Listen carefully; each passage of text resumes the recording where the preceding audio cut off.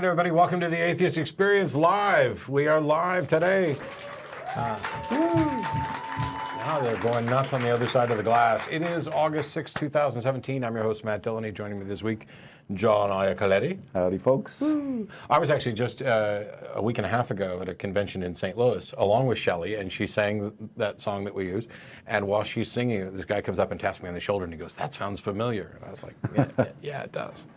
How's everybody doing? How you doing? I'm good. Awesome. This is the first time I've been here when we have downtown Austin in the background, so that's kind of cool. You can see the Frost building, like right there.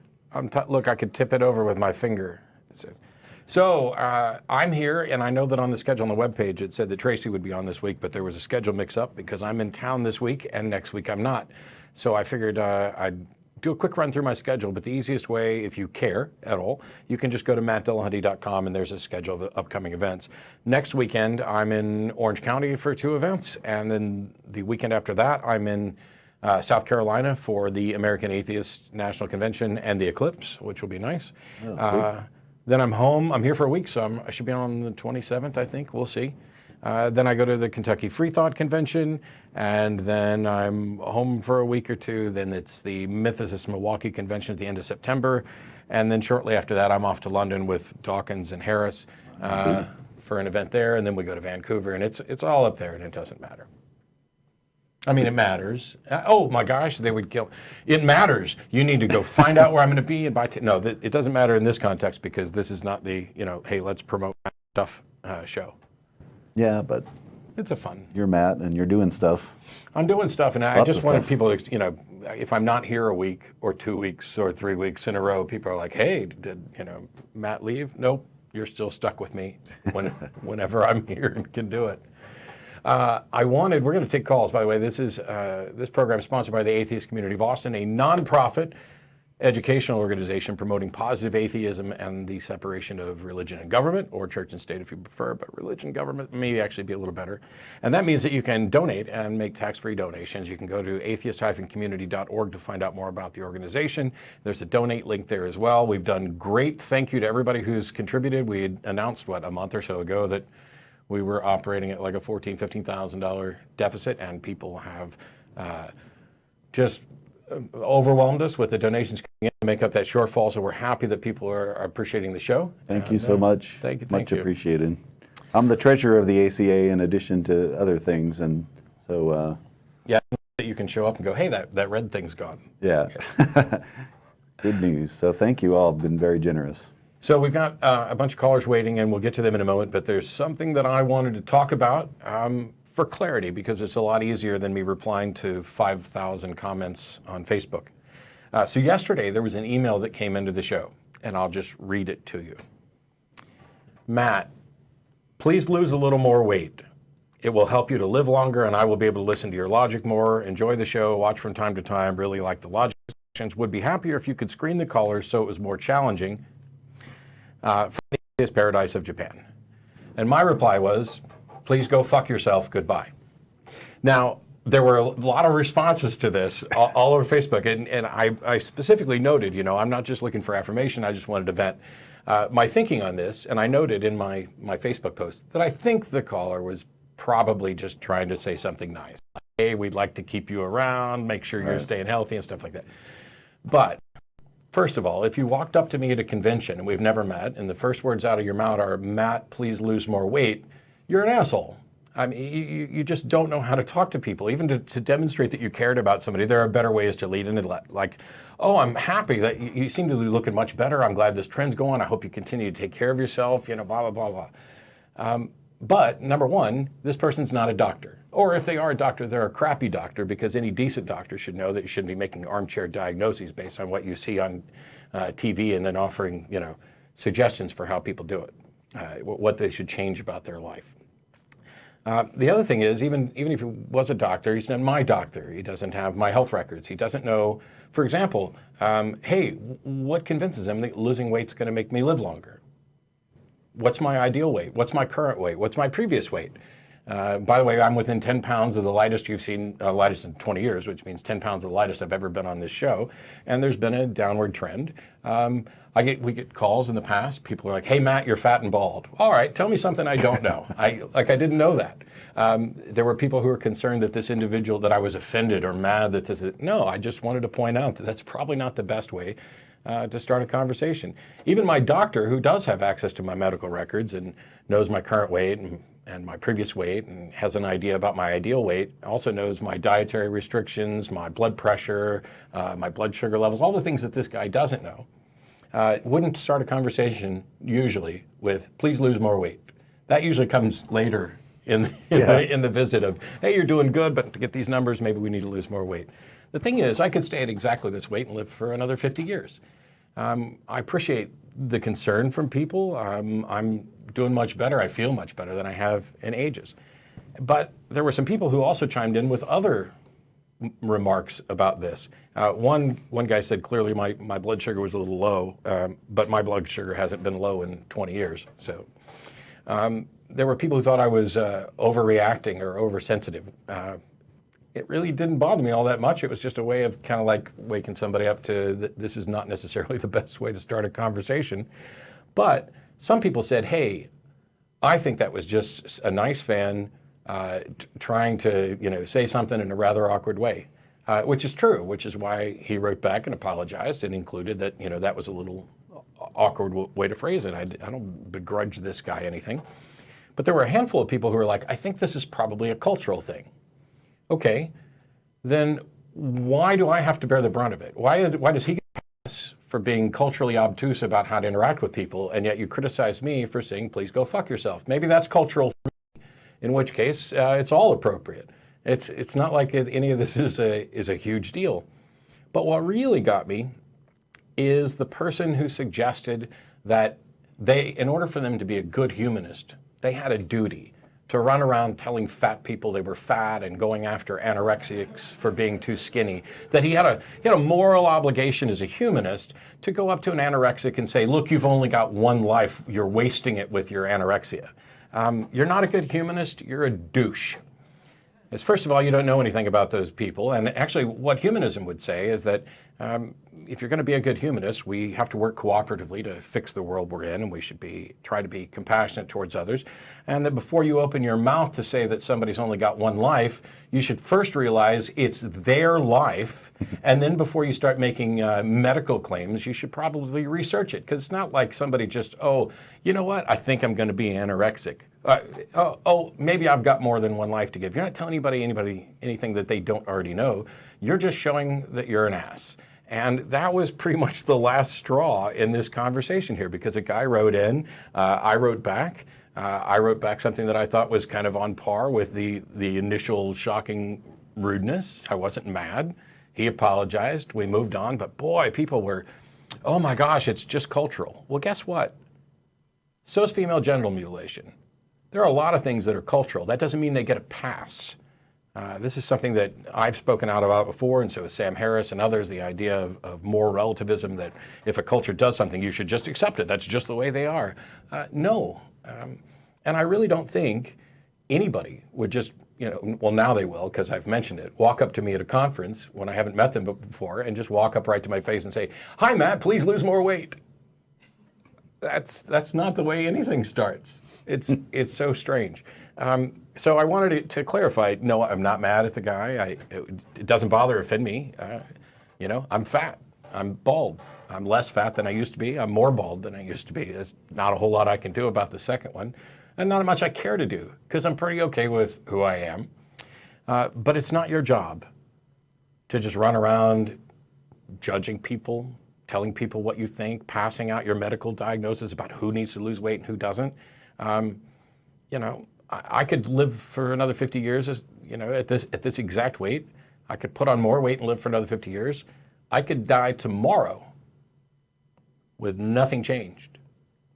And the nice thing is, if I did die tomorrow, I would be comfortable with the way I spent my life, the way I exercise skepticism and critical thinking, the way I tried to exercise some compassion, and the way I chose to interact with people, including telling someone to go fuck themselves when they start off with something that is rude. It doesn't matter if they weren't aware it was rude. Could I have spent a lot more time on an email saying, oh, by the way, way you started off your email was rude? Yes, I could have. But I have 11,000 unread emails, and it's just not worth the time for somebody. And actually, I almost didn't reply at all. But I don't know, just a quick side note on that. What do you think, John? How much weight do I need to lose? Should we make that a new priority for the show, like put up a weight loss thermometer? Oh, yeah, we have the donation thermometer. We could have a weight loss thermometer. Sweet.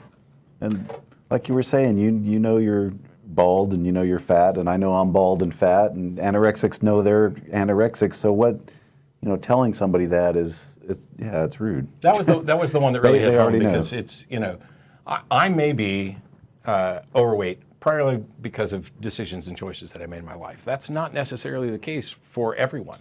That's not necessarily the case for people with anorexia. You should probably do some more research on this before you just go around pretending that everything is an act of volition and a lack of willpower.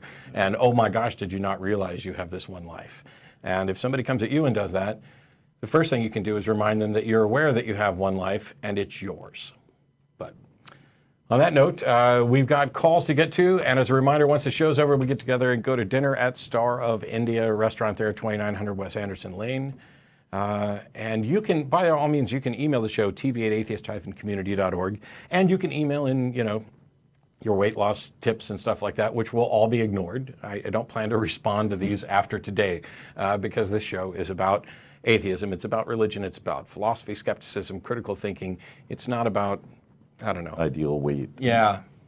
Hey, Matt, your beard's a little too curly and a little too gray. It washes out. It looks like a cloud. Look, there's an extra cloud in Austin, and it's floated over in front of my face. Get over it. I'm not going to conform to your view of the world, mostly. We'll go ahead and start with Jeremy, who helped us out before the show. Jeremy's in Washington, D.C. Thanks for waiting. Sure. What do you got for us? Hear me okay? We can. What do you got for us? Awesome. Okay, so I was calling in because so recently I was home visiting my family. I don't even want to say outspoken, but I'm open about my atheism with my family. I was raised very religious, and they didn't take it super well, but we've gotten past it. It's not an issue for us, and I now have a pretty good relationship with my family, and we just don't sort of bring it up. I know how that goes. Yeah. So in recent conversations that I've had with my family, I've noticed that my sister, she's always had sort of a worldview that's very similar to mine, much more, I think, open-minded worldview about accepting people and not judging everything through the lens of the religion that she was brought up in. And I was talking to her. I've had a few conversations with her that kind of made me think. Not so much that she'd be open to the idea of being an atheist, because that's not my goal with my family. I don't have any desire to make them atheists. I think it would be very nice if any of them came around, but I don't have any hope of that with anyone else. Sure. So, I don't want to approach a conversation with my sister as, hey, what would it take for you to stop believing in God? Because if it's something that, makes her happy, I'm not going to bash her for it, because she, outside of it and independent of it is, a considerate, very caring person, a wonderful mother. And Jeremy, I don't ever want to. Yep. I get what you're saying, and I'm fully supportive. Although the question that you didn't want to start with may in fact be the question that you should start with if there's if she seems willing and interested in a conversation. Finding out what would change somebody's mind really can help, guide the. Now, I'm not saying you should go after her. I'm saying if the conversation comes up, that should be one of the primary questions of, what would change your mind? What would it take? Yeah. I mean, generally, that's all I'm looking for is like tips. If I know it's for yourself. I don't think you've tried to convert any of your family members, and this is sort of an individualistic experience. I do understand that.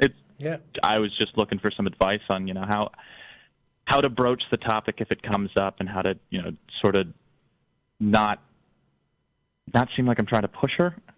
I think so. John may have thoughts on this. I think you're fine. Everything that you were talking about, you don't have this necessarily as a goal. You're open to conversation.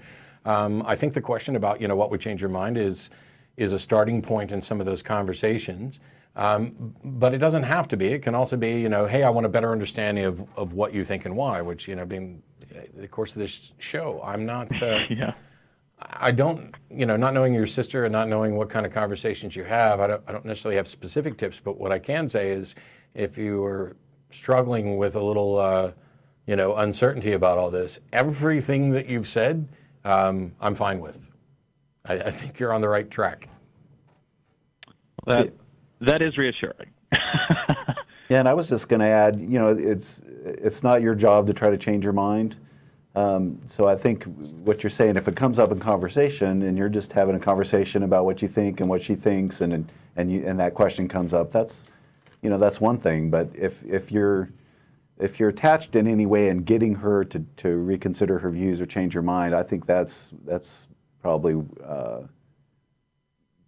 going into maybe inappropriate waters, because she believes what she believes, and she may or may not want to share it or examine it. And as her brother, I think you can show an interest in her and what she thinks and have a conversation. I just realized this all ties into the topic that I was talking about earlier, because it's not in the same way that I'm not going to walk up to somebody and say, hey, please lose more weight. I'm not going to walk up to somebody and say, hey, please stop believing in God. Exactly, They're both horrible ways to start a conversation. Yeah, I would have to agree. All right. This is some very good advice, and thank you both. It really is an honor to talk to both of you. But I credit your show with, at the very least, helping me start down the path of free thought and attempting to question what I believe more. And I've been watching it pretty regularly for the last 4 or 5 years now, since I was about 19. Awesome. Well, thanks for that. And by the way, if you run into specifics, I do 3 videos a month on the Atheist Debates Project that are specifically about, let me take a topic and break it down and give people, what my thoughts are and the best way to address it. So you might find useful stuff there. There's all sorts of other resources as well on fallacies and other things like that. But I think probably the most valuable tool you've got is that you have a relationship with your sister that you care about. And I don't, it's possible everything could, go to hell in a handbasket. I've seen relationships end, but I don't suspect that's likely based on the way you're talking about it with us. Well, this has been very helpful. So thank you very much, Matt. Absolutely. Thanks for calling. Thanks, Jeremy. All right, no problem. And Semper Fortis got boats. Oh, yeah. Oh, that was a reference to me being in the Navy and being a bosun's mate, so cool. Oh, Yeah, sorry for anybody who didn't actually get that. I didn't. Yeah, I wouldn't have expected much. We've got Sam in the UK. Thanks for waiting. Hi, can you hear me? Yes. We can. Hi, Sam. Hi, how you doing? We're doing pretty well. How are you? I'm good, thanks. Good. So I'm a Muslim, and as I was kind of describe, I was trying to explain kind of a bit like why I believe and what some of the sort of major misconceptions are about God and maybe Islam or Christianity. Well, I'm happy to hear why you believe, because that's the thing. I'm more concerned about why people believe than what they believe. If there's good reasons to believe something, that's the case. Yeah, I agree. So I started off as an idol worshipper. I'm basically Hindu, and then for a while I was an atheist. I couldn't see the evidence for God, and it was a bit confused for me. And then I came across the Quran and started reading that, and I was convinced by that. And I've been sort of like reading the Quran for the past sort of 10, 12 years, and it kind of it all makes sense now to me, in that whatever kind of God has revealed in His revelations that is given to what we call prophets. It all makes sense, and I'm confused because I'm no longer. nothing in this so far explains why you believe it. You're just telling us that you read the Quran and now it all makes sense. Yeah, what was it in the Quran that you really found convincing that you hadn't read in other books? The first thing was that it was quite simple. There's only one God, and the religion is quite simple. You know, you worship God, you do good. You know, Well, you live a good life, and then I can understand how, coming from Hinduism, you perhaps found the idea that there was only one God more appealing.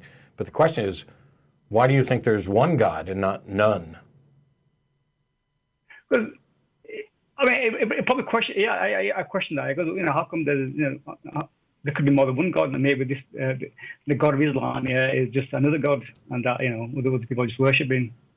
But then when I thought, I say it took me quite a long time to figure it out, but it comes down, for me, came down to what the definition of God is, and for me, the definition of God is a being who's created absolutely everything. Okay, so reality, what reason do you have to believe that there is in fact a being who created everything? Well, just my existence, and we read the Quran. How God sort of tells us, about our reality, about the world, the physical world. They all kind of all make sense. No, the fact that there's a book that offers an explanation is independent from why you accept that explanation. So when I say, what reason do you have to believe that there is some being who created everything, you can't just say, oh, my existence, because that's the thing we're trying to explain. You haven't made any connection. So you exist and the universe exists, and we're looking for some explanation for perhaps why you and the universe exist. What is it that makes you convinced that there is one being who did this? When it comes to one being that did this, it comes down to what your definition of God is. No, it doesn't. God hasn't entered the equation. You're saying that you believe that there's a being who created the universe. Now that could be defined as a God or not. I'm saying, what makes you think it's a being who created the universe? It's basically what's in the Quran. First I have to sort of entertain the idea. What difference does it make what the Quran says? The fact that the book makes a claim doesn't tell you why you should accept the claim. Yeah, well, actually, the book does tell you why you should accept the claim. Okay, then what's the reason why we should accept the claim? Well, the book is saying, this book is from God, and this is the truth. That's what there's another book there's another book that says it's from God and it's the truth. How do you tell the difference? There's lots of books that say that. Yeah, you read them. I have. I'm open to reading any book. I have read them. I don't find either of them to be true or good or useful or sufficient evidence for the idea that there's a being who created anything. Yeah, but so have you read the Quran? Yes. I haven't. And have you read the in English? In English. Yeah, that's fine. Yeah, I mean, when I say I've read quite a lot, and it clearly defines who God is, and it says, this book is from God, and I don't. Why should I care? Because I don't care what the book says. I could write a book that defines God and says it's true, but that doesn't mean it is true, and it doesn't mean we have a good reason. So I keep asking, what reason do we have to believe that everything was created by a being? Yeah, I'm saying the things they described in the Quran about our reality, about the physical world, it all makes sense. It all seems true. Well, it's not all true, but even if it were all true, that doesn't mean that its explanation that a God did it is true. The fact that let's say I list 10 things and 9 of them are true. Does that tell you whether or not the 10th one is true? No, I don't. You got to look at each claim. I'm sorry? You got to look at each thing, yeah? Right, you got to look at each claim. So if you point to the Quran and you say, hey, this seems like a reasonable explanation for this or that, what is the reasonable explanation that should make anyone convinced that a being created everything? Yeah, like I said, when I look at my reality, what feelings I have, what experiences I have, what the physical world is like, basically what my reality is like. Yeah, it all makes sense when you read the Quran. Yeah, and you understand the idea of God in the Quran and, We are and in the Bible. getting. Do you care whether or not what you believe is true? Of course I do. Okay. I used to be an atheist, Then wouldn't that mean that you would make use of the methods that are most reliable at getting to truth? Yeah. Okay. So what is your method for getting to the truth about whether or not there's a God? Well, I say the first thing is, for me, what the definition of God is, it should be clear. I mean, if I look at the definition of God here, which the Quran here is the creator of absolutely everything. Okay. What is the method? What is the method? If you define God as the creator of everything, what is the method by which you determine that there is in fact a God who created everything? What's the method? The method is, well, the Quran makes a claim that there's certain things like the creation of life. God says only He can do that. How do you know that God says that? I say the Quran says that, but how do you know that that's what God says? I don't know. I just have to assume this is first. I have to assume this is So what you're God- just so your method for getting to the truth is to assume that the Quran is true. That's right. Yeah. Yeah, that's not a method for finding the truth. Because I can assume that the Bible is true, I could assume that the Quran is true, I could assume that Harry Potter is true. Assuming that it's true demonstrates that you don't actually care about whether or not it's true. No. I'm saying you have to start off with an assumption. Yeah. You don't. If I look at the Quran, No, you don't have to start with an assumption. That's called poisoning the well. That's how you're beginning with some sort of conclusion about this and trying to find the thing that fits your conclusion the best. No, sorry. What I'm saying, I'm saying, okay, I'm reading the Quran here. I'm looking at each claim, and claim by claim, yeah, if everything has so far turned out to be true. So what? I can make 9 claims and they turn out to be true. Does that mean the 10th claim is true? That's fine. How, But whatever if claim you don't get to say I found something true here, therefore the claim that there is a God who made everything is also true. That is fallacious. Yeah, no. What I'm trying to say is like you look at all the claims and on top of all the claims, yeah, what Sure. also it says Sam, one of the claims is that there's a God. How did you determine that that claim is true? Well, I can never. It tells me to look at my reality, and based on that, I believe there is a God. But if I look at my reality, yeah, there's certain processes going on. We're getting nowhere, Sam, because Sam, you just keep telling us what you believe. You refuse or cannot give an explanation for why you believe it. Well, you said it made sense, but that's really vague. Like, what is it about the Quran that makes sense? Whereas, because Christianity also says there's one God who created everything, and Hinduism. It's the same God. It's the same God. How did you determine that? Because in the Quran it says so. Okay. How did you determine that it's actually true? I can never determine. I can only go by what the Quran says.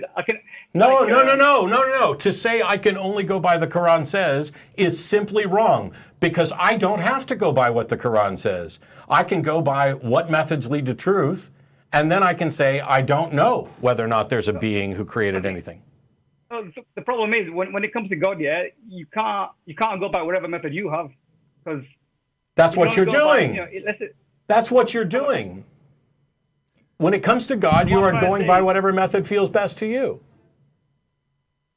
Yeah, but I'm using my reasoning and my rationality. No, you're rational. You are definitely rationalizing, but that doesn't mean that you are being rational or exercising reason, which is why I've asked probably 10, 15 times why you believe X, and you keep telling me what you believe, or that the Quran says so. And then when I ask why we should believe the Quran, you say because the Quran. No, I'm saying because so far, wasn't the Quran discussing about our physical reality? It turned out to be true. So I'm trying to say the certain claims that the Quran makes and it turned out to be true. Yeah. If there was somewhere in there that was false, I'd say, okay, well, this is God can't make a mistake. So, well, my idea with God is a perfect being. So if God made a mistake, then it can't be revelation. So how do you know that God's a perfect being? Because when you understand the concept of God, then God can only be a perfect being. Says who? God says himself. In the Quran. I mean, you see, I'm trying to say is that you have to go through a process where you sort of like understand the definition of God. Yeah. So first of all, The definition- there are many different definitions for God. There are many different. true. Yeah. So there's not a definition for God, but your definition of God means that God's perfect. And when we asked you why you come to that, you don't give us an explanation. What makes you think that God is perfect? Because he says so. How do you know what God says? Because I believe that the Quran is a revelation of God. Why do you believe the Quran is the revelation of God? Because it says so. Goodbye. Because it makes sense. I can't go in circles anymore. I am a prophet from God. I just said so. Therefore, you need to believe it. Right? Makes sense. I'm here. Matt is God. Thus saith Matt. This idea, and this isn't, by the way, exclusive to Islam. No, not at all. It happens all the time with regard to the Bible. The Bible's true because the Bible says it's true. Well, that's why I'm wondering why is he a Muslim and not a Christian? Because the Christian book says exactly the same stuff that he mentioned that the Quran said. So why are you a Muslim? And if you talk to Christian preachers, they'll happily point out that the Quran affirms the Bible, but the Bible would denounce the Quran, which means that the Quran of the two is necessarily false, even though they don't seem to also acknowledge that the Bible is also false. Yeah, Side 10 made that argument, right? You know, there are people who are like, why didn't you ask him what things in the Quran are true?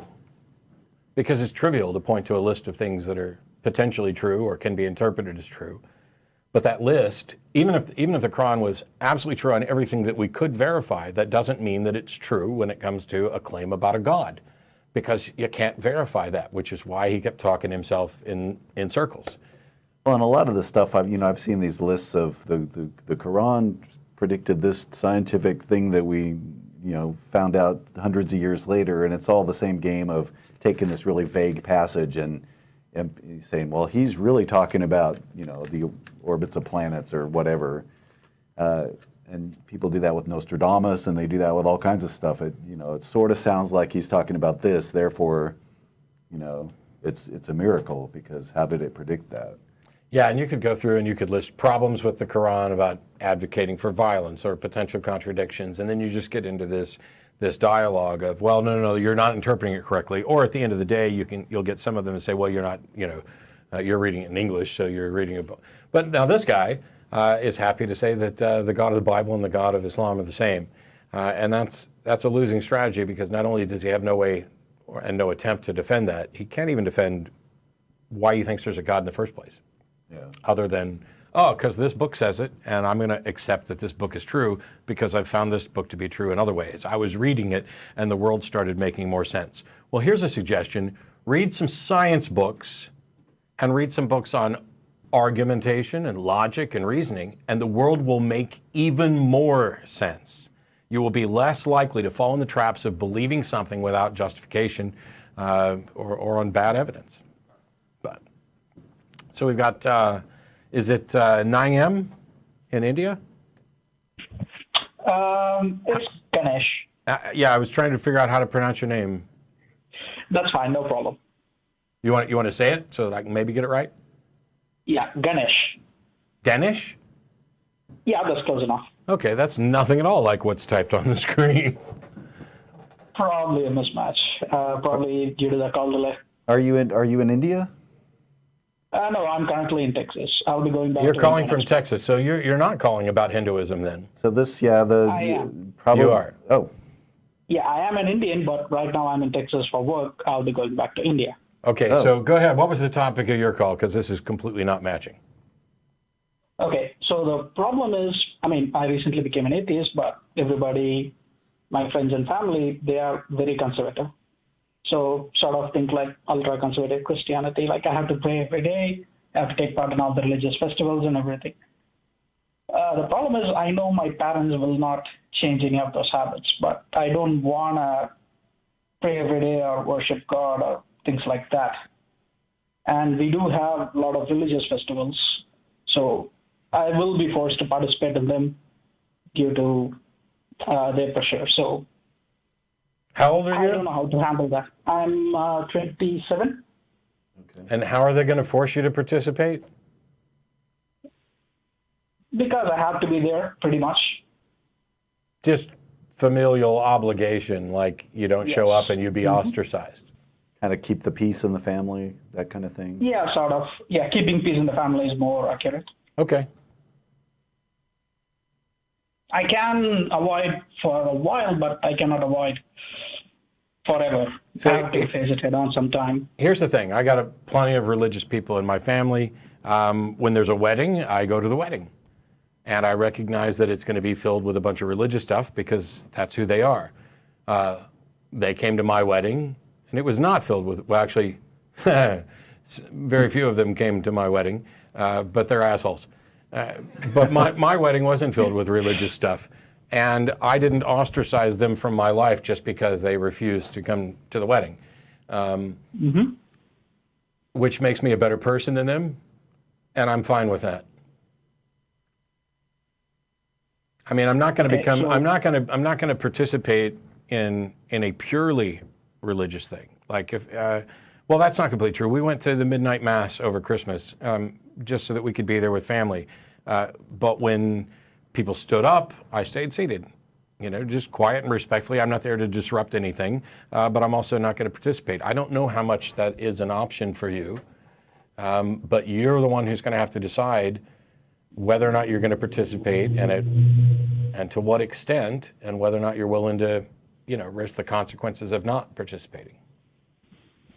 I mean, I'm willing to risk the consequences, but, you know, I don't want to, you know, in Indian culture, like we are supposed to be, I mean, family takes a lot of preference, so I don't want to ostracize them completely, but at the same time, I don't want to do it. You're not ostracizing them. And if family is the most important thing, then they should be able to understand that since you don't share their views, if family is truly the most important thing, it shouldn't be a problem for them. Okay. So, but I don't know. I'll just say this head on then. Yeah, I'm just pointing out that if somebody's going to say family is more important than whether or not we agree on religion, then you should be able to point that out. But I don't know your family, and I don't know, you know, there's lots of things we say. Fair enough. Yeah. Lots of people will say family's the most important thing, and then they will completely cut off family members over, you know, rather trivial disagreements, I would say. Okay. And just to add on to that, we do have, like you said, we do have festivals, a lot of festivals, in fact. Some are religious and some are not, and I have no problem participating in them for the cultural connotations. Yeah. And your advice on how you stay seated during the Mass, that is helpful, and that gives me some help in dealing with this. Thank you, Matt. Sure. Thanks for calling. Yeah, I think it depends a lot on what your conscience allows you to do. Like, you know, I go to weddings, I go to funerals. If you know, if I'll sometimes even stand up and sit down, but if they start to pray, I'll keep my head up and look around to see who else isn't praying. But you know, I'm not going to disrupt the ceremony and say, you know, this is religious nonsense, and why are you, you know, it's a family ritual, and I participate in that because I'm in the family, and I, you know, and I love my family members, and my conscience allows me to go ahead and participate in that way. And I know people who go even further than that. I mean, Bob Price, who's an atheist, actually enjoys going to church for the pageantry of it and the, you know, the songs and all that stuff. Right. I know people who just legitimately aren't the slightest bit bothered by disagreement, so they'll go and participate in all kinds of things. More so if the things they're participating in are fun, you know. Yeah. If there's a festival just makes me, you know, say, that must be fun. Even you know, the Festival of the Dead and all these other things. There are religious events that I would participate in just for the experience of having been there, to have a better understanding of what's going on with people around me. You know, I don't need to go to church every Sunday anymore to know what it's like, because I did that for, you know, 30 years or somewhere in that neighborhood. But if somebody were to say, hey, you're going to be in my town, and there's a snake handling church over here, I'd go visit. And if there was a Hindu festival happening and I wanted just to appreciate the cultural aspect of it, I'd go. This is completely separate from dealing with issues of family and where you are comfortable drawing your boundaries. Right. And neither of us can tell you where you should draw it. And anybody who tells you you're wrong for drawing it where you happen to be comfortable, that's their problem. There's way too much concern people have with how everybody else is living their life. But let's see, we've got Joel in New Jersey. Thanks for waiting. Hello. Hi. Hey, Joel. Hey, how you guys doing? Pretty good. How are you? Good. Hey, I appreciate all you guys. All you guys do good stuff.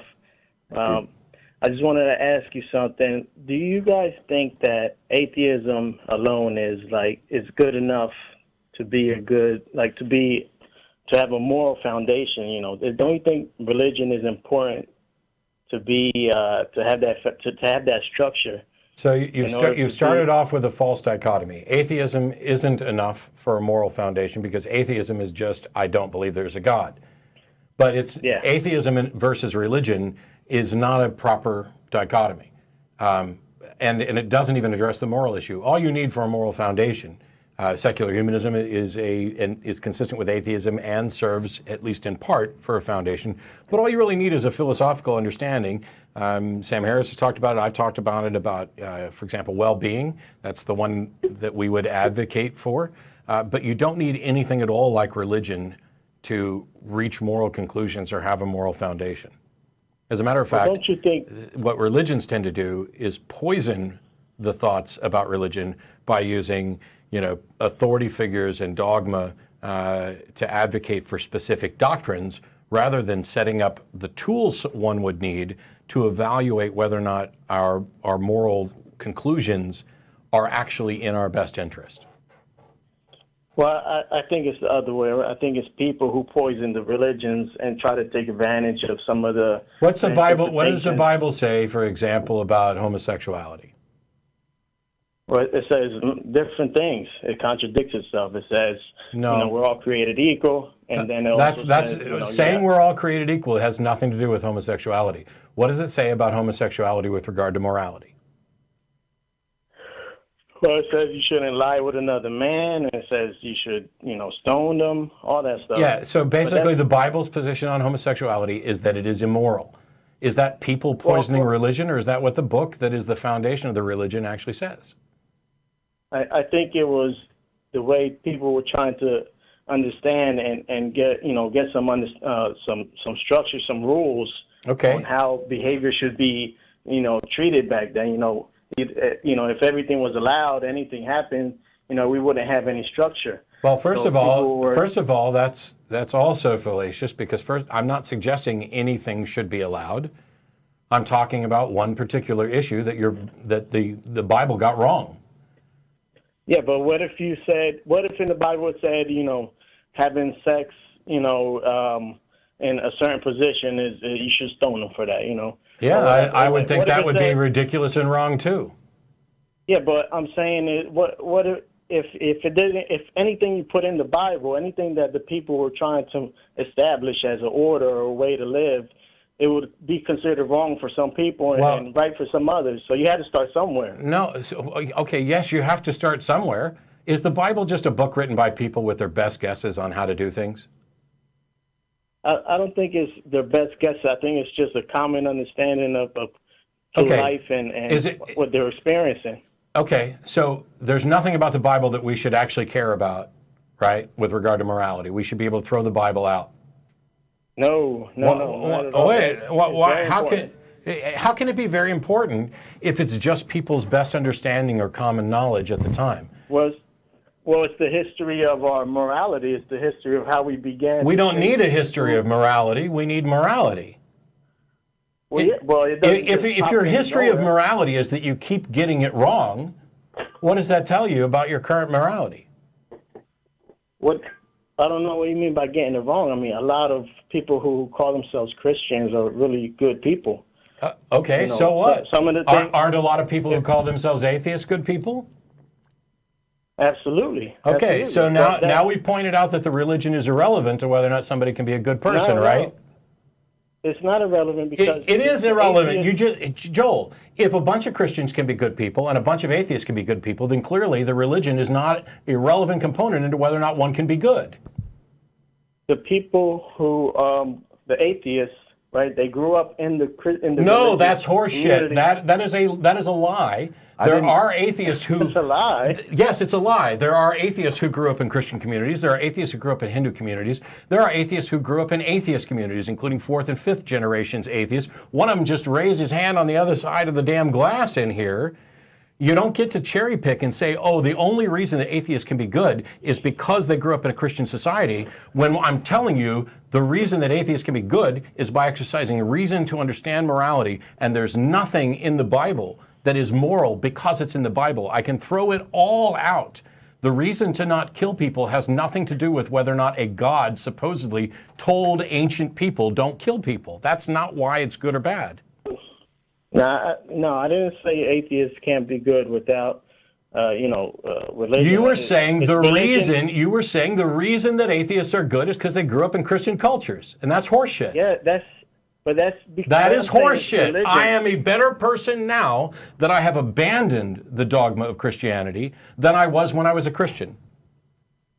That's fine, but what you base as goodness is from your upbringing. Through No, culture, it's through not. your religion. No, it's not. That's what I'm trying to tell you, Joel. What I base as goodness is not in any way tied to my upbringing. What I base as goodness is a foundation of well-being, about discovering what actually benefits us and society and what detracts from us and society. It has nothing to do with my Christian upbringing. My Christian upbringing is morally bankrupt.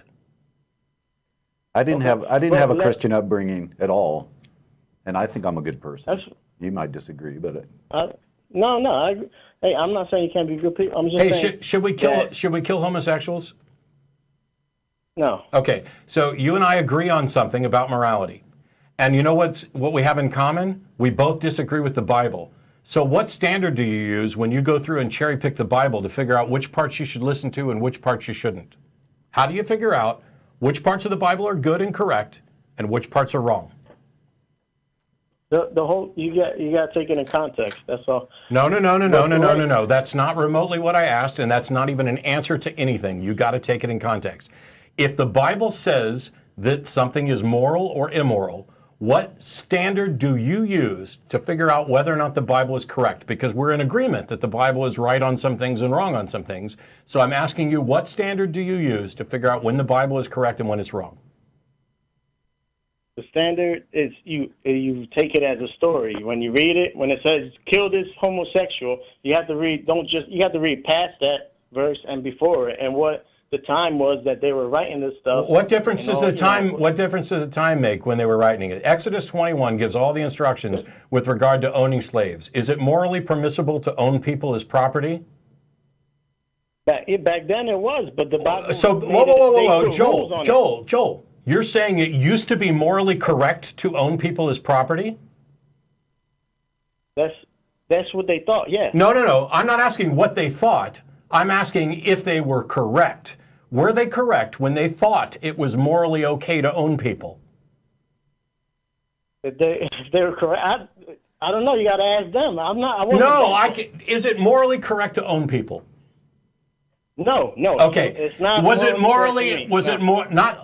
What do you mean to you? Do you think that you get to make up your own morality? That there's no moral truth to be discovered? Because if so, we can end this call right now. Because I don't give a rat's ass what any individual's opinion is. Is it immoral to own people, just as a fact? Well, yeah. Okay. Was it immoral? Yeah. Was it immoral last week? Yeah. Was it immoral 1,000 years ago? 1,000? No. It wasn't immoral 1,000 years ago. It wasn't. It was. So your morality just changes with time? No, not my morality. People who had slaves there were people who owned slaves, And they were immoral, right? No, they weren't immoral people. They were just wrong in that they weren't thinking I'm right. sorry, but you are hopelessly confused on the issue of morality. If you can say that slavery is immoral, but it was okay back then. Slavery, he's not asking you if they thought it was okay back then. He's asking you if you think it was okay Yes, back I then. already told them a few times. I think it's bad. So those They people did it. were wrong, right? Yes, they were wrong. Yes. Okay, so the Bible yeah, is wrong about slavery, right?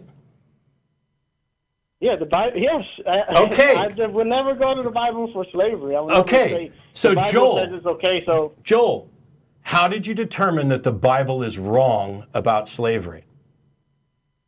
through our culture, through my upbringing, through my parents, through Yeah. my religion. No.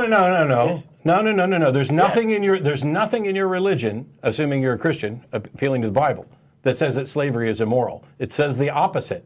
But you've determined on your own that the Bible is wrong about slavery, that it's wrong about stoning homosexuals. What method did you use to determine that the Bible is wrong, that your understanding of reality is superior to the Bible? It says in the Bible that you gotta treat people like yourself. You gotta be treat them like you want to treat others. Everybody's treated equal. It says that. Aren't you cherry picking? That context. No, I'm trying to say you got to take the context of that. What that Bible says. If the Bible's wrong about slavery and stoning homosexuals, what makes you think that other verse is right? Yeah, is any part of the Bible absolute, or is it all? Does it all have to be taken in context? Is there anything that's absolutely? Sorry? You have to take into context when you read each story. I don't think you remotely know the context, but the context is irrelevant. In one verse, it says that you can own people as property. And then you're going to use another verse that says you need to treat people the way you want to be treated. And you're going to say that that second verse is right and the first one is wrong. Why did you not reach the conclusion that the first verse is right and the second verse is wrong? It's not that it's right or wrong. It's that it's. It is that it's right or wrong. How the hell can we have a conversation about morality if you're going to say it's not about whether it's right or wrong? And you've already acknowledged that it's wrong. I'm telling you that it's a story that explains what was going on then. No, it's not a story. story. It's not a story. You don't know what the hell you're talking about. Have you read Exodus 21? It's not a story. It is instructions from God about how to treat your slaves. That's not a story.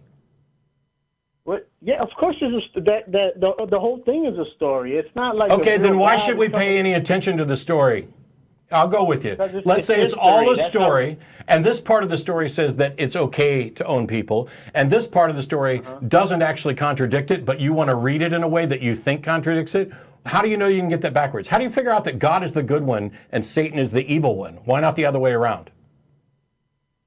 Well, that's easy. You got to read it in context with the story, what it's trying to tell you.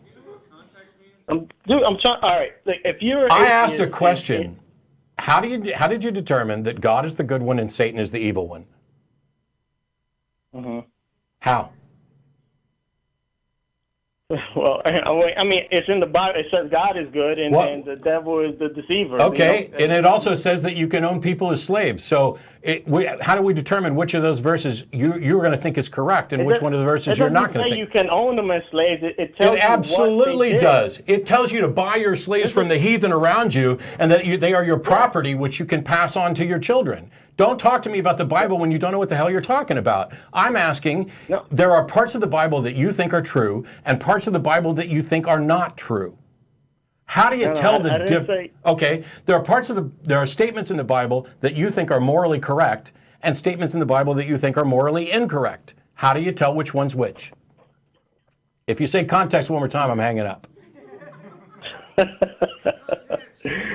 Well, how do you tell which is which? Is you have to look at the story, right? Read it, and what is it trying to tell you? What is it trying to tell? What is the Bible trying to tell you in Exodus 21? Yeah. What is the Bible trying to tell you in Exodus 21? Well, it's about letting his people go and. No, it's not about letting his people go. That's prior to that. That's when the Jews were enslaved by the Israelites. That was let my people go. Exodus 21 is instructions for the Israelites on how they should treat their slaves, allowing them to beat them as long as they don't die within a couple days. So what is Exodus 21 trying to tell us? That's great. If they didn't have that, let's say they didn't have nothing, they had slaves and they beat them until they died, and there was no punishment. That the Bible is telling them, if you kill one of your slaves, if you beat them and they die, then you're gonna die. It says it in there. If you So punch so them you're with something okay and with their so tooth you're falls okay out- you're okay with having slaves as long as you don't kill them, right? No. So I didn't say that. I didn't say I'm okay with having. I'm telling you that this stuff. What the Bible happened. says. But There the was Bible's slavery. okay with it. The Bible is just telling you a story of what happened back then. What good is That's it? What good is a story if it tells you that the something? history? Shut up for a second. What good is it to tell someone a story and tell them that this is good and moral if in fact it's not moral?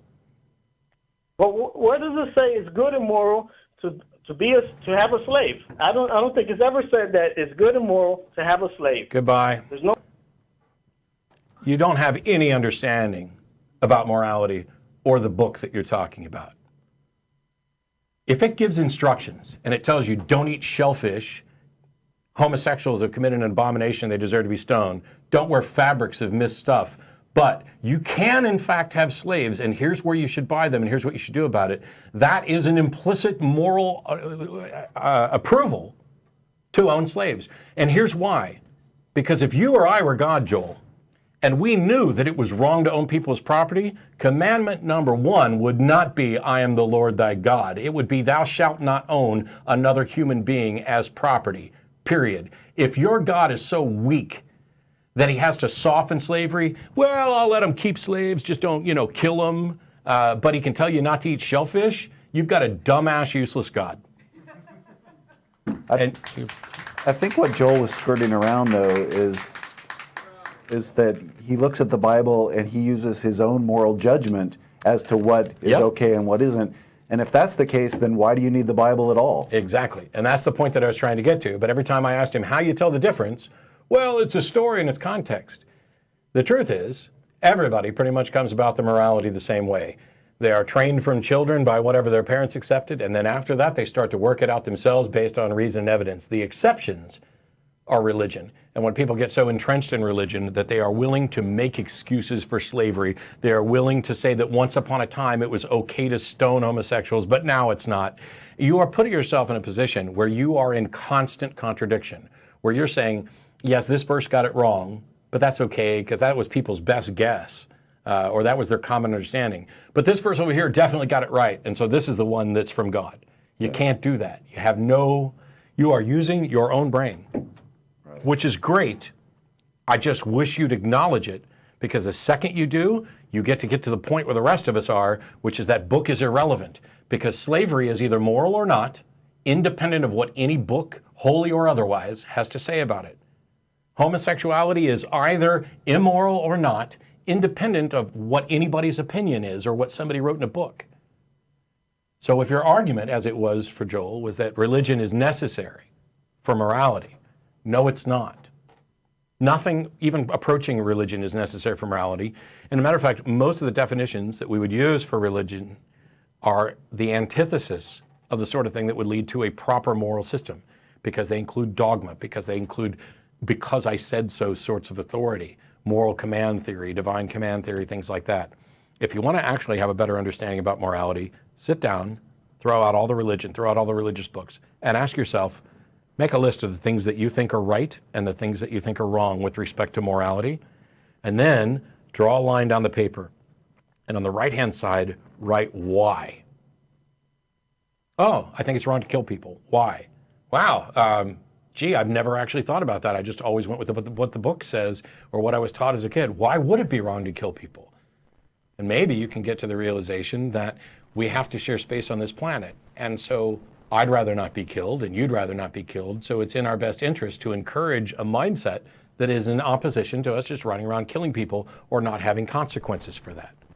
That it's in our best interest as individuals and as a society to continue to encourage a sort of society where murdering people is discouraged. You can go down the list, you can make all those.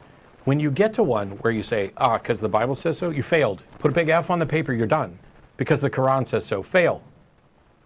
Because these arguments from authority do not get you to any actual understanding about morality. They are showstoppers. They are for the lazy thinkers. And there's lots of lazy thinkers, and all of us are lazy on occasion. I was lazy for many, many, many years and didn't want to think about these. Why should I bother thinking about this? This philosophy stuff, it's all God sitting around, you've got or we're going to talk about whether or not reality is real and blah, blah. This stuff matters. But at a minimum, if your view is that you can go through the holy book that serves as the foundation for your religion, and on your own, pick out the things that you think are right and pick out the things that you think are wrong, you are your own God, you are your own religion, and that book is irrelevant. You could have just as easily made that list and said, because I think so, on the right-hand side for every single one of them. All right. I don't know where we're at. Wow, we got like 30 minutes. Yeah. As a reminder, once the show's over, we get together for dinner and go to Star of India restaurant there, 2900 West Anderson Lane. Any atheist or atheist-friendly person is welcome to come. If you're planning on coming down to preach at us or offer us diet tips or whatever else, just don't bother. Come down, enjoy the buffet, hang out with all of us. And as a reminder, you can find out more about the Atheist Community Boston at atheist-community.org, and the website for the TV show, atheist-experience.com, which will be updated and rolled into this later. So don't email to say it looks like it was made in 1998, because it was. And that'll be changing. Where are we going? You want to do that one? Sure. We've that one. got Kayvan in Oakland. Thanks for waiting. Hey, Kayvan. Hey. Hello? Hello? Hello? Yeah, we can hear you. Hi, you're on the air. Hey, sorry about that. Hey, cool. Yeah, I guess I was calling about a vegan diet and the morality of eating a vegan diet versus a meat diet. Okay. I don't know what that has to do with atheism. Well, I guess it has to do with the idea that about compassion and not killing animals that want to live, more or less. Why should I care? Why should I care if they want to live? Because you talk about not owning slaves and not killing people. Yeah, that's people. Animals also have feelings and have. I wouldn't deny that, but. So, do you know the difference between a moral virtue and a moral obligation? Moral obligation? No, I guess I don't. Okay, so let's say there's a kid standing out in the road and there's a bus coming, and you have the opportunity to rescue that kid without putting yourself at risk at all.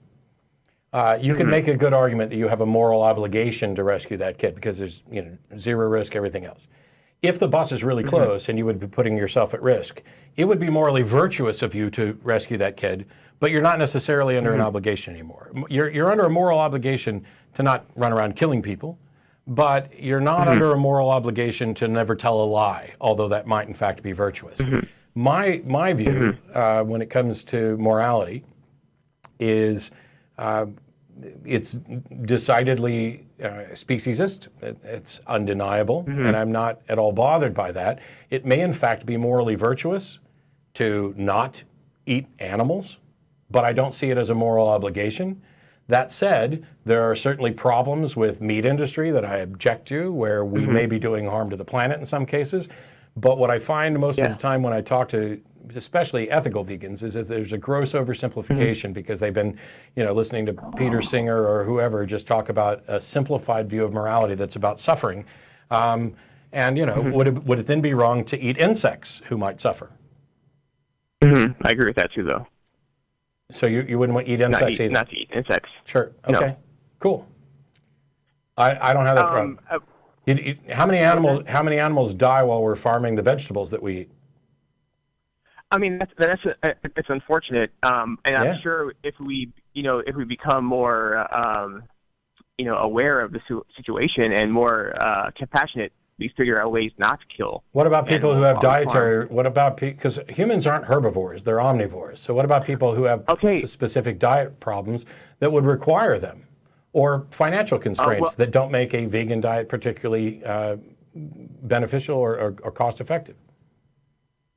I just saw a paper actually that said only herbivores get atherosclerosis, and humans aren't herbivores. Well, that's the paper. So the paper is saying that only herbivores get atherosclerosis, and only humans get atherosclerosis. Dogs don't get atherosclerosis. Okay, the paper's full of crap. Because all that is a redefinition. Humans are not obligate herbivores at all. You can choose to have an herb-based diet. You can choose to have a plant-based diet. And if you live in the monumentally privileged West, you have access to all sorts of things that might make it easier for you to have an herb-based diet. And you're welcome to have a view. And I don't go out. I don't eat whatever you want. I'm not objecting along those lines. But The question is it immoral to eat meat? Yes. So if I come across a dead animal on the side of the road, it's immoral for me to eat that? No. Oh, well then it's not immoral to eat meat. So now we're talking... It's immoral to kill. It's immoral to kill an animal to eat it. Right, but now we're talking about something else. So it's not the meat eating that is immoral. No. It is the killing. And I disagree with you, that I have no problem at all with killing to sustain life. It's you can talk about it being unfortunate, but you need to make a case. It is unfortunate. Sure, I'm fine with that. I like animals. I like some of them more than others. I like, but the issue is you have to make a case that there's a moral obligation to not kill an animal in order to get me to change my mind. Well, what about? I mean, like the 99%, probably 99% of the animals that we do eat, or that people eat, are farm, like factory farms. That doesn't matter. Okay. That's not an argument for why there's a moral obligation to not. So you're okay with the fact, you're okay with like a screaming pig as you kill it? You're okay with that? Or like a chicken that wants to like eat food and walk around, you're okay with breaking its neck and then frying it up while you can eat a fruit or vegetables or and you're okay with that? Yes, I have hunted, killed, cleaned, and cooked meat on my own. Right, and so that to me, that sounds like it's okay, like a slavery argument. No, because they're not people. I already said it was speciesist. So the thing about morality, you're right, exactly. I don't think. Okay, it doesn't mean I'm wrong either. Congratulations, we're at an impasse. Saying it doesn't mean I'm right. I'm telling you what my views on morality are. That's where Matt draws the line. You draw the line in a different place, spot. and you have to make a compelling case for why I should change my mind and draw the line there. I feel it's the same case of what people thought about African slaves in America. They thought I don't know how many. No, that was racist. I mean, like not speciesist. Well, I mean, there's really only one race. Is that what you're saying? One species. I mean, I'm sorry. I was just trying to clarify. Is that what you mean? That they said they were being racist in much the same way Matt is being speciesist now? Is that kind of what you're getting at? Yes, that's what I'm getting at. They were saying that's different because they're black. That this is different because they're not people. Well, even if you're correct, even if Kayvan, even if you're correct, and my speciesism is as wrong as the racism that allowed for slavery, you have to actually make a case for why that is. You don't get to say, well, hey, people used to think this way. I mean, why is speciesism wrong? Was wrong. Why is speciesism wrong? Why is speciesism wrong? It's because one is it's slightly killing us, eating the animals, and two, it's not killing us. It's not killing us. It's sustaining us. This is another one of those over. Is the shark immoral for eating a fish? No. Why not? Because that's its ecosystem. That's its life. We're smarter than the shark in a sense. So what? What's that have to do with it? I mean, it has a lot to do with it because we now have we know not to kill a fish. We know we can live without killing the fish. The fish who's coming out of the water with a hook in its mouth and like gasping for life is tasty. Suffering. Sure, it's tasty, but so it's human, and so it's a lot of things. I don't know whether or not humans tasty, but the point is, humans taste like chicken. If it's not immoral for the shark to eat a fish, you're saying it's immoral for me. Sharks. I'm aware that we're not sharks, but you're saying it's immoral for the shark, or not immoral for the shark to do it, but it's immoral for me to do it. I'm asking, what's the distinction? Because we know better. We don't know better. I don't know better. I don't know that it's immoral. You don't just. I mean, now you're just making an assertion. Okay. Well, I mean, Well, I guess So morality, moral responsibility, from my view, moral responsibility is tied to a capacity to understand the consequences of one's actions. And we draw lines along species. We draw lines along species for very good reason. Because let's say there's someone, a young boy, for example, I had somebody in my family who's basically born with no cognitive abilities at all. Okay? He's still a human being. And the reason that we include that individual, even though they are not a thinking being at all, you know, a human born with no cognitive abilities, they can't possibly assess their actions, they are under no moral evaluation. They have no moral reasoning. But we treat them within this category of humans because there are other people who care about that kid. Okay? Right. And so it would be wrong of me to kill that kid, even though he's brain dead, because of its impact on those other people who are moral reasoners and moral actors. Right. This is not an equitable arrangement when we start crossing the boundaries of species. Now, are there some species that I would put on, you know, the side of the line for moral evaluation, such that they would be on the side of, you know, do not eat? Sure. But that doesn't mean everything. It doesn't mean insects, which is why I went to that first. It doesn't necessarily mean fish, which is why even a lot of people who have problems with factory farming are still pescatarians. This is not a resolved issue, and I'm not claiming that I'm right. I just have not been convinced. And when ethical vegans in particular try to make the case, that is the same responses over all the time. It's, oh, doesn't it bother you that the little animals suffer? Sure. What difference does that make? Because the fact that it makes a difference. It makes a difference to the animal that's suffering. Okay.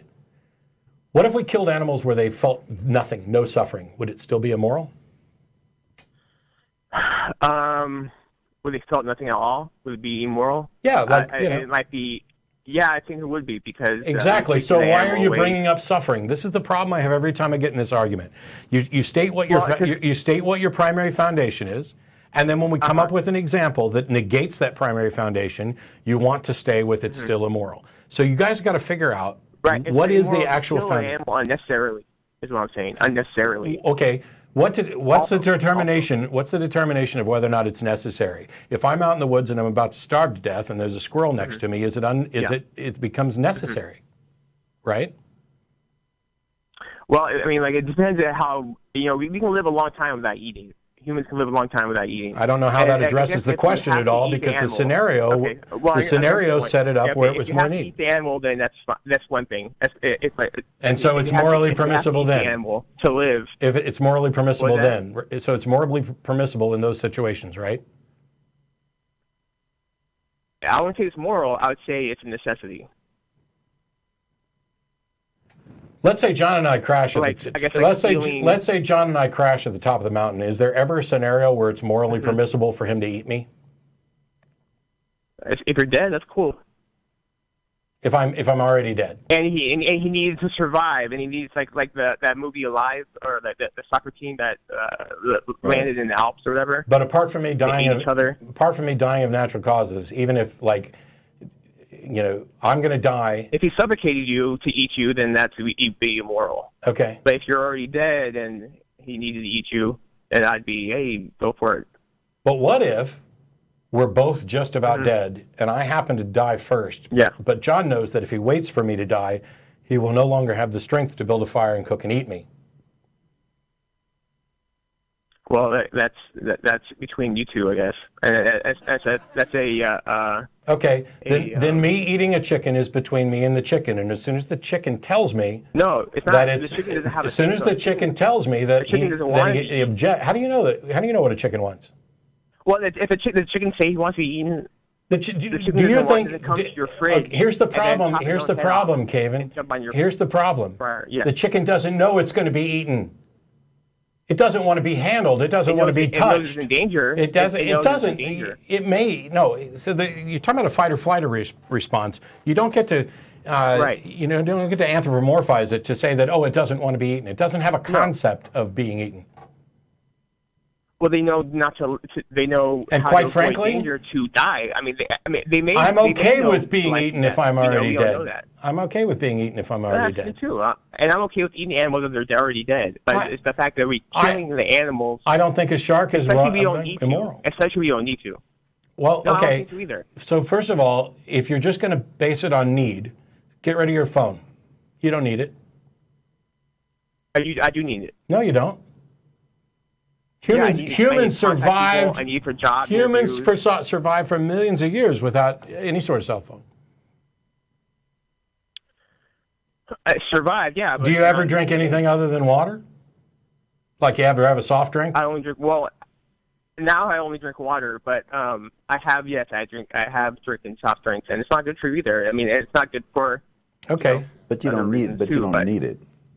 So this is No, why you don't need it at all. No, this is why I wasn't particularly interested in taking this call, and it's because these conversations get roadblocked because I have a particular view of morality, and when what needs to happen is somebody needs to show me why that's wrong, and what I get are assertions about suffering.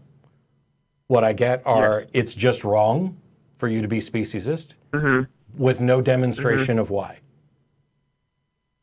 Well, what makes you think that slavery is wrong? What makes me think that slavery is wrong? Because morality is about well-being, and I'm talking about humans and thinking creatures that I might actually include in that category.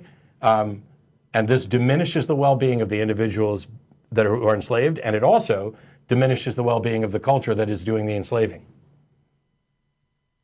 Right, I agree, and I agree that is equally the same with animal. We're diminishing. Not only are we diminishing our environment, we're killing our environment. No, we're not. No, how are we? So first of all, if your primary objection is about the methods by which factory farms operate or whatever that are harmful to the environment, I already said at the beginning, I'm fine with that being a problem that needs to change.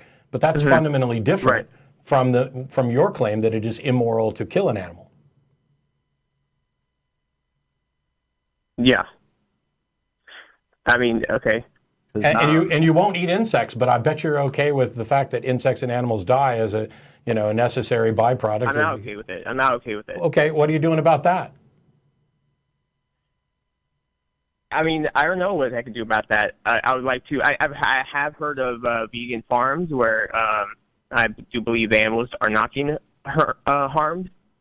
Really? So they're able to hoe a row and plant seeds without hurting worms or anything? I'm not 100% sure exactly, but I'm not either. I did hear a debate. But at the end of the day, your issue is that it's wrong to kill animals, and I am trying to figure out what backs that up that is wrong about my view, other than that we just have a disagreement. Well, I mean, it's because you can physically see the animal being in pain when you kill it. You know what? If you like. I'm sorry. I don't get it. I'm not saying that torment or torture is good. I'm not saying I don't like animals or let's just willy-nilly slaughter everything. I'm not in any way advocating for environment.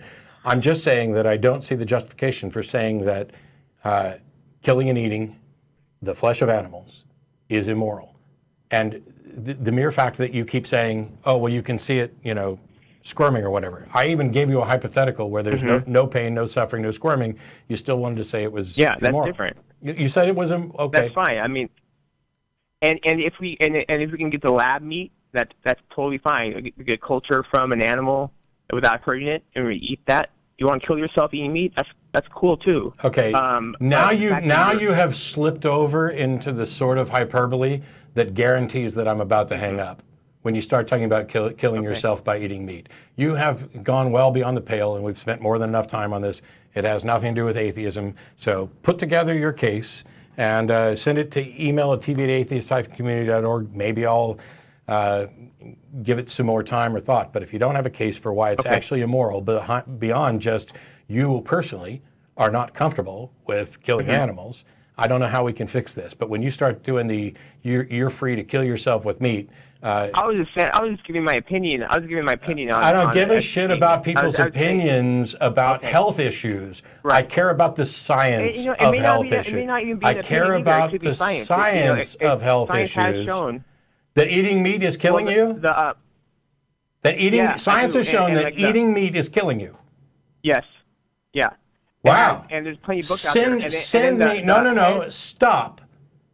Send me the scientific papers that show that eating meat is killing you.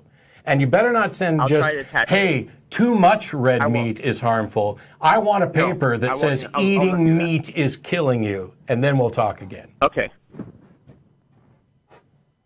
Now, here's the thing. I have lots of vegan friends who are vegans for different reasons at different times. Eat, if you want a vegan diet because your view of morality is that it's immoral, that's fine. I may even be wrong. This is something Sam Harris and I will probably talk about at some point. We're doing 3 or 4 events together, and I know that he's Is he a vegan? No, Oh. and neither's Richard. But Richard's acknowledged that he may, in fact, be engaged in immorality by eating meat, at least in one conversation that vegans love to pass around all over the place. The issue is, if I'm wrong, you've got to come with a compelling case. Because what you're saying is, what I'm advocating is immoral. Not that it's morally neutral, not that we don't have a settled understanding of whether or not it's moral, but that it's actually wrong. Until you can make a case that is, strong, I'm not going to change my mind. But I'm not saying that you're wrong. I'm saying I remain unconvinced in much the same way that I don't say, generally, there's no such thing as God. I'm unconvinced that there is a God. I may be strongly convinced that there's not, depending on the definitions. And I'm happy to have the conversations. But there are people who seem obsessed to the point of making multiple videos on whether or not I'm a vegan because they see it as immoral. So make your case. We watched a video recently from, I think, was it Peter Singer that we watched? Anyway, it was so full of fallacious reasoning. I had like 2 pages of notes on it. And it still doesn't mean that they're wrong.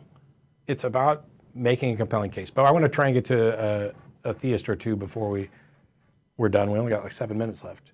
Oh, why is that one green? Terrance, are you there? Hi, how are you? I'm doing well. You're from Toronto? Yeah, you're from Austin, Texas, right? I am now, not originally. Yeah, I just wanted to know, did you actually get down on your knees and pray and ask for revelation from God? Because I don't think that many atheists have actually done that. Yes. Matt has, yeah. So I walked down the aisle at about the age of 5 and accepted Jesus into my heart. I was a Southern Baptist for 20, 25 years or so. Everybody thought I was going to be a preacher. I rededicated my life on numerous occasions as a teenager. And yes, during the 1.5 year period of intense prayer and study where I was just trying to fulfill my obligation under 1 Peter 3:15, I was on my knees regularly asking God to reveal himself. And you were sincere about that? Yes. Can I prove that to you? No, which is probably why you'll blow it off. But what about the other hosts on the show? I really doubt that they've ever actually gotten down on their knees. What difference? I'm going to let John answer, but I'm curious. What difference does it make? Why do you think that it makes a difference? Well, you got an answer from one atheist saying that, yes, they've done this. Isn't one enough? Well, if you're not asking sincerely for revelation, it seems that you haven't made a good faith effort. How are you going to determine whether or not I made a good, sincere effort? I think most atheists would actually admit that they've never actually gotten down on their knees and asked for revelation. Well, you're wrong. Well, all right, I won't say you're wrong. I know plenty who have, but all of that's irrelevant. I just told you, and now I'm asking you, how would you determine whether or not I actually did it sincere with an open heart and submission? I just have to take your word for it. Okay. Are you willing to take my word for it? In your case, I think so, because you've said many times that you're a sincere Christian for many, many years. Okay, but so I if you're, I would say 99%. I don't care about 99%. It doesn't matter. Here's the thing. If you're willing to take my word for it, do you believe that God will reveal himself to anyone who sincerely asks? That's a good question. I know. You just need one counterexample to disprove that. Because if your answer is yes, and you're willing to take my word for it, you now have a view that is countermanded by what you're willing to accept? And if your answer is no, then the entire discussion is irrelevant as to whether or not I did it or whether or not John ever has, right? Yeah. So you're an unusual atheist. I think which contradiction are you going to go with? Well, I'm not fully sure about that, but I would say that you're an unusual atheist because I've never actually encountered another atheist in my entire life. Okay, how many atheists down on their knees? What percentage of atheists have you encountered in your life? What percentage of the entire atheist population have you personally encountered? Well, I mean, just people in the public sphere. Hang on, there's 25 people on the other side. Anybody on the other side actually done that? 1, 2, 3, 4, 5, 6, 7, 8, 9, 10, 11 hands went up out of maybe 16 to 20 people. Maybe you just haven't met enough atheists, and maybe you haven't thought through this issue of whether or not people are sincerely requesting repentance. And I'd also recommend that you look into the Clergy Project, which is full of ministers who would almost all of them, especially of Christian ministers, would say that they've done it and done it repeatedly. The Clergy Project has over 600 current and former pastors who have preached this stuff and worked in the ministry for their lives who now are non-believers. Maybe your sample set of atheists that you think you've encountered is simply not big enough, and maybe your exploration into this subject is already tainted because you can't even figure out which of the two contradictory positions you'd like to hold. So maybe give up both of them. When was the last time you got down on your knees and sincerely opened your heart to God? So first of all, I'm pretty sure revelation. So first of all, I'm pretty sure that, and I may be wrong, but I can't see the chat room. They're probably screaming that I should recognize your voice at this point because it sounds very familiar. And if we've already acknowledged that you're willing to accept that I did, then the last time I got on my knees is irrelevant, as is irrelevant whether or not John ever has. And now you can get on your knees and kiss my ass.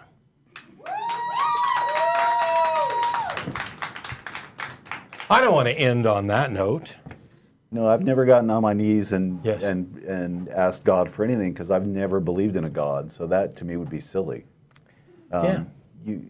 It's people who are raised as God believers who do that because they're looking for some kind of confirmation when they're having doubts, and that doesn't apply to me. So for you to suggest that maybe I should try that and maybe I'll see things differently, to me it would be a silly kind of a charade. Wouldn't it be impossible for you to sincerely ask a God you don't believe in to reveal himself? Right, it wouldn't be sincere. Yeah. And what he was trying to get at is that, well, if you're sincere about it, then you wouldn't be an atheist. So Right. you must not have been sincere. It's a self-fulfilling prophecy there. It's also incredibly biased towards his particular notion of Christianity because atheist just means you don't believe in God. It's not a declaration that we've determined that there is no God or that the Christian God is false in it. Right. How many of you atheists have actually hit your knees and asked for God to reveal himself to you? What difference does that make? Let's say that we all did it and we all became convinced. How do we know that we're right? Everybody who's hit their knees and asked for God to reveal himself, how did you determine that God actually revealed himself and that you didn't just convince yourself that God revealed himself? And that's probably what I should have asked was, when you hit your knees and asked God to reveal himself to you, how did he do it? What was it that was so compelling? And why, thank you, why the hell do you have to be on your knees? Oh, it's to show submission, that's right. Because you need to genuflect, you need to get down, you need to be... Doesn't that mean you're already in a mindset that is primed to be controlled? Why does God need anybody on their knees? Why does God need anybody to ask for a revelation? Saul didn't ask for a revelation on the road to Damascus. According to the Bible, God just showed up and did it. If it's good enough for Saul, why isn't it good enough for the rest of us? But quite frankly, I don't think that was anything more than, it may have been a prank call, it may have been just some obnoxious thing that I hear over and over again. I did it, John didn't. Now you've got to figure out whether or not your view of God revealing himself to everybody is wrong, or if I'm wrong, or if maybe you're wrong about all of it. Let's do this one last one. We got Jen in Arkansas, which is actually monumentally spelled wrong on my screen. I couldn't even make out what state it was. Whereabouts in Arkansas, Jen? I am in West Fork, Arkansas, a teeny tiny little town just south of Fayetteville, northwest. Okay. Yeah, I was like, I don't know where West Fork is, but Fayetteville, I got you. West Fork. Hey, John and Matt, I need help. Okay.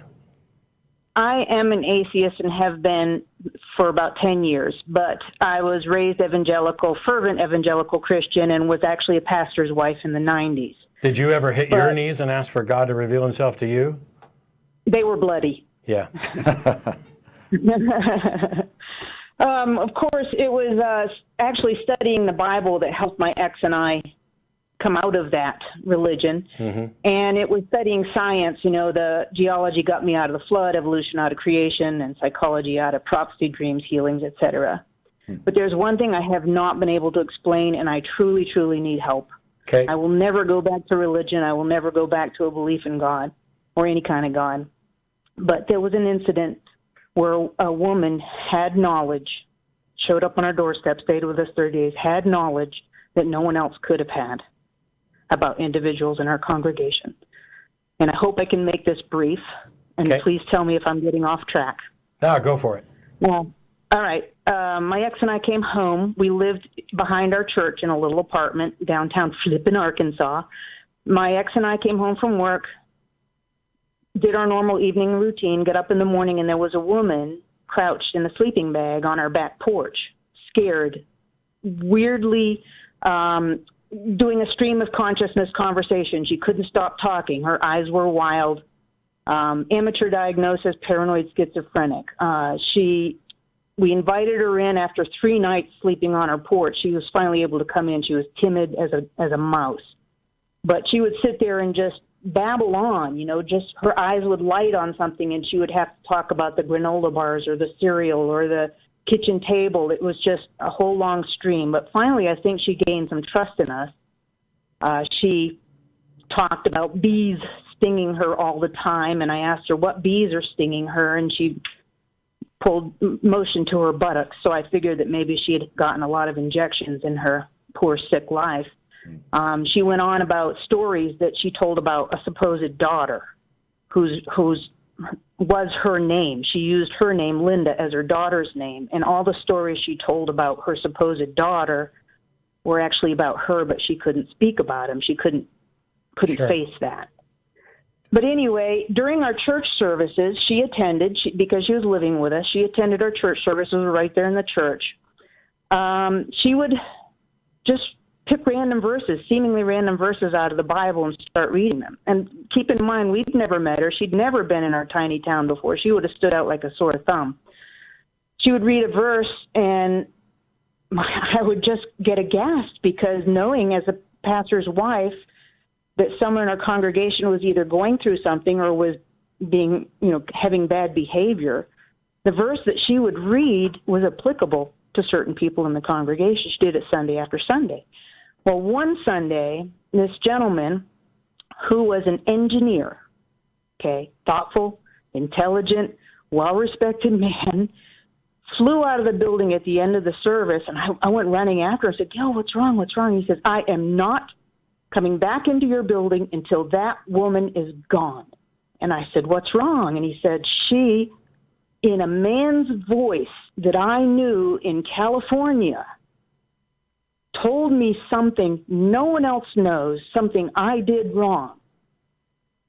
And it scares the crap out of me. I am not ever coming back until she is gone." Another incident is my ex-husband was an alcoholic on the streets of Albuquerque, would go down to Tijuana all the time and get into a lot of trouble, got thrown into jail down there. One day, this woman, Linda, was accusing him, standing there with her finger outstretched, pointing at him and saying, "I saw you when you were in jail in Tijuana. I saw you when you were drunk on the streets and couldn't get up. And I saw you when they were beating you up and stealing your glasses in Albuquerque." And it's like, what? So we're this has never come. So we're actually over time, but I want to kind of address this. Let's assume that John and I can give you no explanation for this at all. Yes. So I need it. This is the last thing I can put down. Well, the thing is, at worst, you have something that you can't explain. There's all kinds of things that we can't explain yet or currently, or you may not have enough information. I will say, there are con artists that can find out information about you that you may well not know. There are also people who are more observant about things. We know that, and I won't say this is the case for all of them, this may be a mix of things, but there's a reason why pastors can get up and preach from the Bible and touch someone in the congregation. And it's because pretty much any verse that you pick, especially anything that's about the human condition or about life experience, is going to apply to somebody in the room. So those things to me are wholly unimpressive. I had a family member, he was praying for whether or not he should buy into this oil well scheme, and he opened up the Bible, and there was a passage there that said, invest your money. And he took it as, this was God answering his prayer. Now, let's assume that God was willing to answer his prayer and actually did want him to invest his money. Why the hell would he have to play, Bible verse bingo and not just have God say, hey, I want you to invest your money? But that stuff's not all impressive. The guy who heard it in a man's voice, if you got somebody, I don't know, how long did you say she was with you guys in your congregation? Exactly 30 days. And she had to leave because my mother-in-law, who also lived with us, we came home from work and my mother-in-law was screaming outside of the house. Get rid of her. She is not allowed to speak to me in that way. And we only assumed that she told my mother-in-law something that she didn't want to hear. So one of the things is that to hear what she was saying. As soon as there's a reputation that somebody's a little bit spooky or knows something, and you can find this out for mentalists, you start reading more into it, and you start finding more. If you're doing a like a mentalism act or mind reading act, if you can convince the people that you can do stuff, then all of a sudden things which aren't even that difficult or that impressive become all the more impressive. I don't know what the explanation is for what she did. I wasn't there. There's no way for me to investigate it. I can't say it was all a trick or anything else. What I can say is that from what we know about psychology, from what we know about picking a verse out of the Bible, especially if people are in a mood to find significance, they will find significance. Yeah. And another thing I know about churches, there's a lot of loose chatter and talk and gossip. And if there's somebody who's paying attention, the fact that the person she's talking to doesn't think she could possibly know this about them, unless there was nobody else around who knew this, it's possible. So unless the declaration was, I know what you did in that closet at home when nobody else was around, then there's a possibility. And in the modern, like I said, I can't give you an explanation for what it is, which is why I started with, if we can't, then at worst I don't have an explanation. It would be an error to think that just because we don't have an explanation for these things, that therefore we have any good reason to think something supernatural is going on, when we know that from a psychology perspective, people read more into stuff. People, once they're primed to start accepting that something weird's going on, it gets weirder and weirder. And, it would be an interesting case study to try to figure out, what do you know about the person? I mean, did anybody run a background check? Is this Yes, we did. We got her on public assistance. We found out her true name, her social security number, her history, where she'd lived before, that she was in mental institutions, that she probably she told a story about her daughter being, her name was Linda, but she said her daughter's name was Linda. Her name was really Lindia, which is not true. About her daughter being taken by her boyfriend and sold to men on the streets when she was 12. So this was probably all her past, and it, either created great psychosis in her or whatever. But all I know is it was creepy, spooky. And I believe you. I believe you on a part about that we were predisposed to believe these things, but it was so accurate. And she didn't have contact with the rest of the congregation. She was really much too sick in the head for anybody to spend time with her other than in a safe environment that we provided. So first of all, didn't have knowledge. Okay. So while I have some minimal expertise in this area, I'm not by any means an expert, but I know some experts. And the first thing I would say is, we don't even have close to enough information to begin an investigation of this to figure out what the answer is. And so it just, unfortunately, as discomforting as it is, It has to get written off as, man, that was weird. I don't know why. I agree. It's pretty spooky. Yeah. I wish I had more for you, Jen, but I don't. Yeah. And so the best thing is just, keep your eyes and ears open. Try to make sure that if something like this happens again, we get, better documentation or something. Because one of the things is, how long ago was this? It was in the 90s. Yeah, and I'm not saying this is not anything negative about you. But eyewitness testimony is awful. And our memory is awful. And there's a reason that stories tend to get amplified and misremembered. There was a study, and I talked about this in the last video I did, where I think it was 1 week after 9/11, they interviewed a whole bunch of people for specific details of that day. And then I think it was 1 year later and 3 years later, they interviewed them again. And the accuracy dropped off dramatically by the third year. And this is for something, a flashbulb memory of an amazing event. I'm not saying that you're embellishing or misremembering, and definitely not that you're consciously doing it. It's just that we know so much about how flawed our thinking is, how flawed our memory is, and the further we get removed from these events, the less we should trust it. And so for me, I remember weird stuff happening in the 80s. And when I look back on it, my thing is, I'm not even sure I'm remembering that right. But even if I am, I don't have an explanation. That's unfortunate.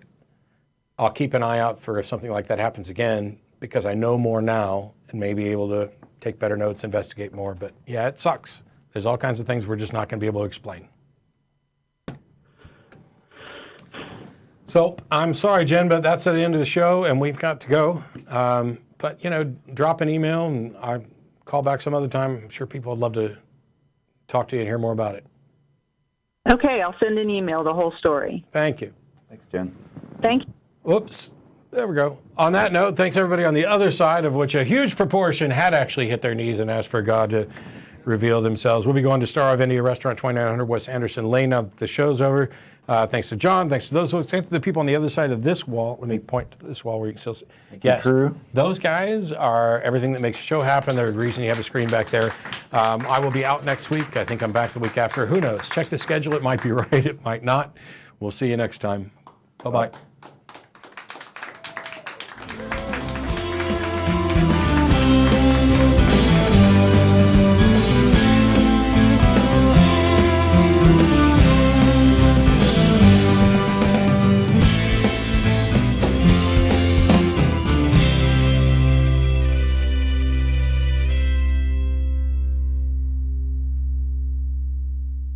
This is Russell Glasser, host of The Atheist Experience. The Atheist Experience is made possible by volunteers and the generous support of viewers like you. If the promotion of positive atheist culture and separation of church and state are values that you hold, please consider contributing by becoming an ACA member or visiting our product page at evolvefish.com under the Partner tab. Thank you.